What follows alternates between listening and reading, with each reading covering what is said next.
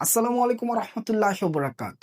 পশ্চিমবঙ্গে পরিবর্তনের হাওয়া। দীর্ঘ প্রায় ১৫ বছরের রাজত্ব, ১৫ বছরের সাজানো সংসার মমতা ব্যানার্জির তৃণমূল কংগ্রেসের সব তাসের ঘরের মতো ভেঙে খান খান হয়ে গেল। যদিও এখন পর্যন্ত কিন্তু তৃণমূল কংগ্রেস বা মমতা ব্যানার্জি কিন্তু এই হার স্বীকার করেনি। তারা বলছে যে নির্বাচন কমিশনের মাধ্যমে বিজেপি প্রায় তাদের ১০০টি আসন জোর করে দখল করে নিয়েছে বা জোর করে জিতে নিয়েছে। তৃণমূল কংগ্রেস থেকে বলা হচ্ছে যে নির্বাচনে লাখ লাখ মানুষকে বাদ দেওয়া হয়েছে সে নির্বাচন কখনো সুষ্ঠু হতে পারে না। ভারতের বিভিন্ন গণমাধ্যম থেকে অল্প অল্প করে মমতা ব্যানার্জি বা তৃণমূল কংগ্রেসের এই বরাডবির পিছনের কারণগুলো আমরা উঠিয়ে আনার চেষ্টা করেছি। চলুন সেটা নিয়ে আলোচনা করা যাক। রাজনৈতিক বিশ্লেষক দ্য ইন্ডিয়ান এক্সপ্রেস বলছে ২০১১ সালের ঐতিহাসিক পরিবর্তনের সঙ্গে বর্তমান পরিস্থিতির এক অদ্ভুত মিল রয়েছে। সে সময় বামপন্থীরা যেভাবে জনরোষ বুঝতে ব্যর্থ হয়েছিলেন, মমতাও সে পথে হেঁটেছেন। মমতা বন্দ্যোপাধ্যায় হারের যে কারণ তুলে ধরেছে ইন্ডিয়ান গণমাধ্যম, তার অন্যতম একটি হলো আজিকর কাণ্ড বা নারী সমাজের ক্ষোভ। পশ্চিমবঙ্গের নারী ভোটারদের বেশিটাই যে এতকাল মমতার দল পেয়ে এসেছিল তাতে কোনো সন্দেহ নেই, কিন্তু সেই ভোট ব্যাংকে এবার ফাটল ধরেছে নিঃসন্দেহে। বড় কারণ হতে পারে নারী সুরক্ষা ইস্যুতে মমতার দলের চরম ব্যর্থতা। দ্য ইন্ডিয়ান এক্সপ্রেসের প্রতিবেদন বলছে পরিবর্তনের শুরুটা হয়েছিল ২০২৪ সালের আগস্টে। কলকাতা সরকারি আরজি কর মেডিকেল কলেজ ও হাসপাতালের এক নারী চিকিৎসককে ধর্ষণ ও হত্যার ঘটনায় তৃণমূল কংগ্রেসের জনপ্রিয়তা প্রথম ধাক্কা দেয়। এই ঘটনা শুধু পশ্চিমবঙ্গ নয়, পুরো ভারত জুড়ে প্রতিবাদের জল তুলে। সরকার প্রথমে এই ঘটনা ধামাচাপা দেওয়ার চেষ্টা করে, এটিকে বিরোধী দলের ষড়যন্ত্র বলে আখ্যা দেয়। পরে মুখ্যমন্ত্রী নিজে বিচারের দাবিতে র্যালি করলেও ততক্ষণে বড় ধরনের ক্ষতি হয়ে গেছে।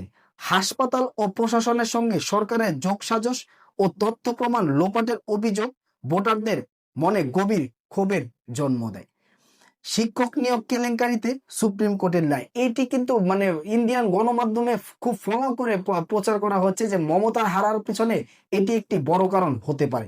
কারণটি হলো খুব আরো বাড়ে ২০২৫ সালের এপ্রিলে স্কুল সার্ভিস কমিশনের মাধ্যমে নিয়োগ ২৫,০০০-এরও বেশি শিক্ষকের নিয়োগ বাতিল করে কলকাতা হাইকোর্টের রায় বহাল রাখে শীর্ষ আদালত। আদালতের পর্যবেক্ষণ ছিল পুরো নিয়োগ প্রক্রিয়া দূষিত ও কলুষিত। এই রায়ের ফলে মমতার ঘনিষ্ঠ সহযোগী ও সাবেক শিক্ষামন্ত্রী পার্থ চট্টোপাধ্যায়ের বাসা থেকে উদ্ধার হওয়া কোটি কোটি টাকার সেই দৃশ্য আবারও মানুষের সামনে চলে আসে। মমতা বরখাস্ত শিক্ষকের পাশে দাঁড়ানোর প্রতিশ্রুতি দিলেও দুর্নীতির কলঙ্ক আর মোচন হয়নি। এর সাথে যোগ হয় প্রশাসনের ব্যর্থতা। বিরোধীরা রাজ্যে ভারী শিল্প আনতে কর্মস্থান সৃষ্টিকে সরকারের ব্যর্থতা জনগণের সামনে তুলে ধরেন। এর ফলে সামনে আসে তৃণমূল নেতাদের সিন্ডিকেট ও ভাগ বন্টনের কথা। তৃণমূলের আরো একটি হারার পিছনের কারণ বলা হচ্ছে সংখ্যালঘু ভোট ব্যাংকে ফাটল। মমতার সবচেয়ে বড় একটি শক্তি ছিল সংখ্যালঘুদের ভোট, তবে এবারের নির্বাচনে এতে বড় ধরনের ফাটল দেখা দিয়েছে। মমতা এক সময়ের ঘনিষ্ঠ ও বর্তমান প্রতিদ্বন্দ্বী শুভেন্দু অধিকারীর মতে হিন্দু ভোটের মেরুকরণ বিজেপির পক্ষে যাওয়ার পাশাপাশি তৃণমূলের সংখ্যালঘু ভোট ব্যাংক ভেঙে পড়ায় মমতার পতনের সবচেয়ে বড় কারণ হতে পারে। আরো একটি কারণ বলা হচ্ছে, সেটা হলো মমতা এই রাজ্যের মুখ্যমন্ত্রী হওয়ার পরেও সে জাতীয় রাজনীতিতে প্রভাব ফেলার সবচেয়ে বেশি চেষ্টা করেন। সে জাতীয় রাজনীতিতে সবচেয়ে বেশি প্রভাব ফেলানোর চেষ্টা করছে। এর কারণেই কিন্তু তার নিজের রাজ্য অবহেলার শিকার হয়েছে।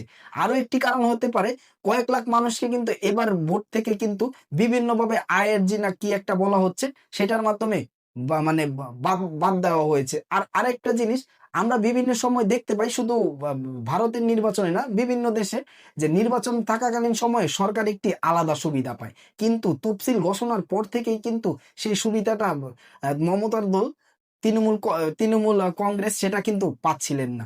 অনেক ক্ষেত্রে তৃণমূল কংগ্রেসের ভোট প্রার্থীরা মানে বিভিন্নভাবে মানসিকভাবে এবং অনেক ক্ষেত্রেই তারা টর্চারের শিকার হচ্ছিলেন প্রশাসনের কাছ থেকে। হতে পারে সেটা ভারতীয় দেশ, মানে ভারতে তো এখন বিজেপি ক্ষমতায়, নরেন্দ্র মোদী প্রধানমন্ত্রী, হতে পারে সেখান থেকে একটি প্রভাব আসতে পারে প্রশাসনের উপরে, যে তৃণমূল কংগ্রেস থেকে যাতে কোনো প্রকার সুযোগ সুবিধা না দেওয়া হয়। ভারতীয় গণমাধ্যম থেকে কিন্তু মমতা হারার পিছনে এই কারণগুলোই কিন্তু বিশেষভাবে ফলো করে প্রচার করা হচ্ছে। আজকের ভিডিও এই পর্যন্ত। আল্লাহ যদি আমাকে হায়াতে বাঁচিয়ে রাখে, ইনশাল্লাহ আবারও দেখা হবে, কথা হবে। আসসালামু আলাইকুম ওয়া রাহমাতুল্লাহি ওয়া বারাকাতুহু।